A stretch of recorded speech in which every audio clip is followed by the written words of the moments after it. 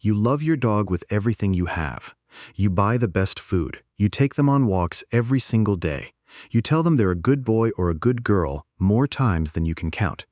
And you believe, deep in your heart, that your dog loves you back just as fiercely. But here is a truth that is going to be very uncomfortable to hear. Loving your dog does not mean your dog likes you. Dogs do not communicate through words. They do not use our human love languages.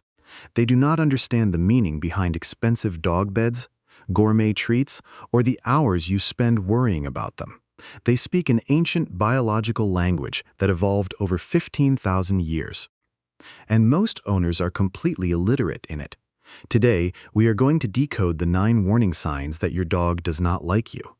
Ranked from subtle signals you have probably dismissed as cute to devastating signs that reveal a bond that has already fractured. And I need to warn you right now.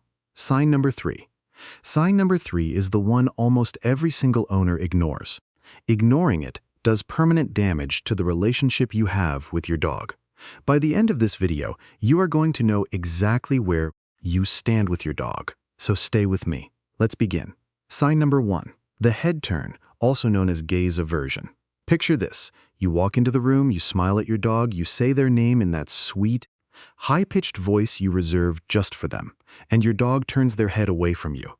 Most owners see this, and they think their dog is being shy, or aloof, or maybe just distracted by something outside the window. They are wrong. In canine ethology, a deliberate head turn is an appeasement gesture and a cutoff signal. Your dog is literally asking you to stop the interaction. In wolf-pack dynamics, direct sustained eye contact is a threat. It precedes aggression. Dogs inherited this wiring completely intact. When your dog looks away, they are trying to de-escalate a situation that you do not even realize you created. Sign number 2. The lip lick and the yawn cascade. Your dog sees you approaching. Immediately, their tongue flicks out and swipes across their nose. Then they yawn. A big, exaggerated, almost theatrical yawn. You think they are tired. You think their mouth is dry. These are not signs of fatigue. These are displacement behaviors. Your dog is experiencing a stress response they cannot suppress. When a dog is under social pressure, cortisol floods their system. This triggers involuntary oral behaviors. The lip lick, the yawn, the nervous pant. Your dog is not relaxed. Your dog is telling you that your presence is registering as a stressor. And now we arrive at sign number 3. This is the one I told you about. The whale eye. Your dog turns their head slightly away from you while keeping their gaze locked on you. You can see the whites of their eyes. The crescent moon shape of the sclera is visible. They are looking at you sideways without moving their head. Owners dismiss this constantly. They call it the side eye. They think their dog is being funny or sassy or judgmental. They post videos of it online with comedy sound effects. The whale eye is not funny. It is the single most critical pre-bite warning signal on the canine ladder of aggression. It is fear, pure, unreserved fear. Here is what makes this even more remarkable. Dogs actually evolved specific facial muscles to show the whites of their eyes. Wolves cannot do this. This muscle, the retractor anguli oculi lateralis, developed during domestication specifically as a non-aggressive warning signal to humans. Your dog evolved the ability to show you they are terrified, and most owners laugh at it. If your dog gives you the whale eye, stop whatever you are doing immediately. You are one step away from a bite. Sign number 4, the body freeze. You reach down to pet your dog and they go completely still, not relaxed still, not sleepy still, statue still. Their muscles are rigid, their ears do not move, their tail is motionless. They are holding their breath. This is not calmness.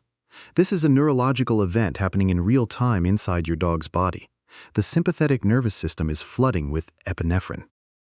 Your dog has entered a state called tonic immobility. Tonic immobility is a last resort survival mechanism present in virtually all mammals. When an animal perceives that neither fight nor flight is possible, the brain shuts down voluntary movement. It is the ultimate biological surrender. If your dog freezes when you touch them, you are not petting a calm animal. You are petting an animal that has exhausted every other option and is now simply enduring you. Sign number 5, the retreat pattern. You sit down on the couch next to your dog. Within seconds, they get up and move to the other side of the room. You call them over to you, and they come. but they position themselves just outside of arm's reach. Now, I need you to understand the difference here. Some dogs are independent. Some dogs like their personal space. That is not what we are talking about. An independent dog will still choose proximity to you on their own terms. They will still curl up near your feet at night. They will still follow you from room to room.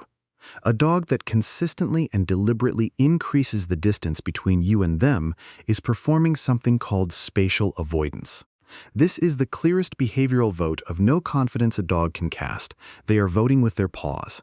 Sign number 6. Stress shedding. You pet your dog, and suddenly there is fur everywhere. Not normal seasonal shedding. I am talking about an instant, dramatic release of hair the moment your hand makes contact. This is triggered by adrenaline surges that contract the erector pili muscles surrounding every hair follicle on your dog's body. It is an involuntary autonomic nervous system response. Your dog is not choosing to shed. Their body is reacting to the stress of your interaction by releasing hair. If your dog consistently sheds heavily the moment you touch them, your touch is registering as a threat. Sign number 7. Treat refusal. You hold out a piece of chicken. A high-value, irresistible treat. Your dog sniffs it, then turns their head away.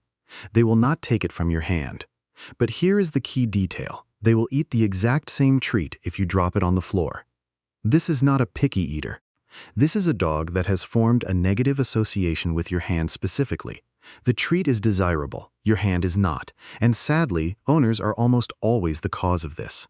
Forced handling, grabbing the collar aggressively, punishment-based training, startling the dog while they are eating, reaching into their food bowl to assert dominance. Every single one of those actions teaches your dog that hands coming toward them predict something unpleasant. You have turned your own presence into a variable ratio punishment schedule. The dog never knows if this approaching hand means affection or fear. Sign number 8. The absence of greeting. You come home after being gone all day. You open the door and nothing. Your dog does not get up. They do not lift their head. They do not wag their tail.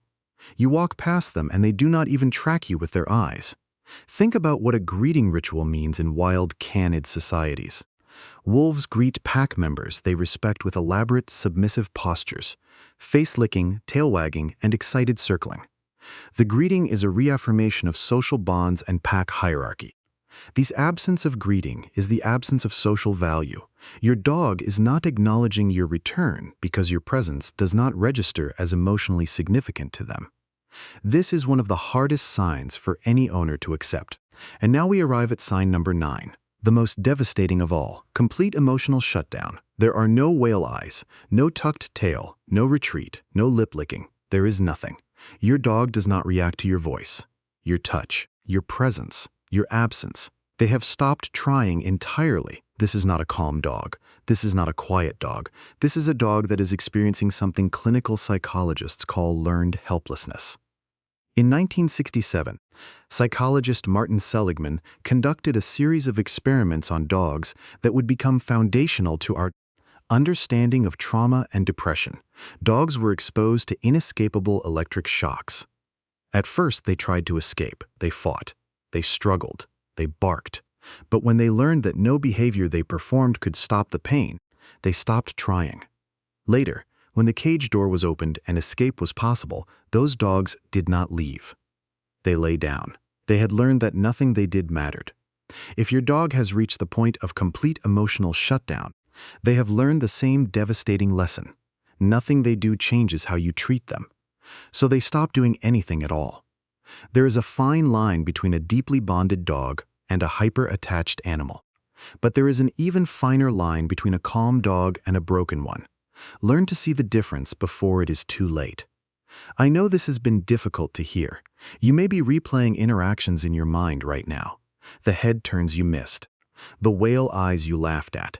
The moments you thought were cute that were actually cries for help. But here is what I need you to understand. You now have the roadmap. You know what these signals mean.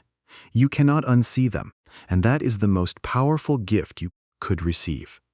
The bond between humans and dogs has survived 15,000 years not because we dominate them, but because we learn to signal each other. They have been communicating with us across millennia. We simply forgot how to listen. Repair starts simply. Start practicing consent-based petting. Offer your hand and let the dog choose to make contact. If they look away, stop. If they lick their lips, pause. If they show whale eye, back up and give them space. Rebuild the association that your presence predicts safety, not stress. Your dog has chosen to spend their one brief, irreplaceable life orienting every single heartbeat around yours. When they signal discomfort, when they ask for space, when they tell you they are afraid, they are not rejecting you. They are giving you a gift, a chance to listen, a chance to do better, a chance to repair the bond before it breaks permanently. They have not stopped loving you. They are waiting for you to learn their language, so listen closely. They have been talking to you all along.